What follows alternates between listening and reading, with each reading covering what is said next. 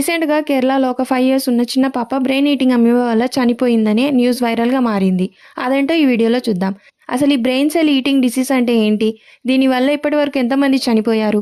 ఈ డిసీజ్ ఒకరి నుండి ఇంకొకరికి స్ప్రెడ్ అవుతుందో లేదో అనేది ఈ వీడియోలో చెప్పబోతున్నాను. సో, ఈ వీడియోని చివరి వరకు చూడండి.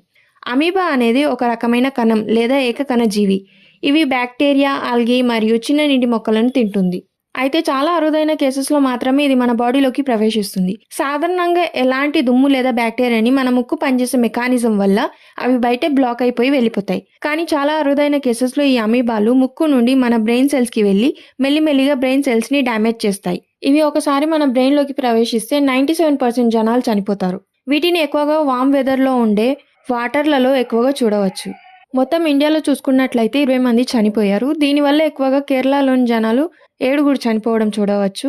కానీ గుడ్ న్యూస్ ఏంటంటే ఇది ఒకరి నుండి మరొకరికి వ్యాపించినట్లయితే ఎక్కడ రుజువు కాలేదు.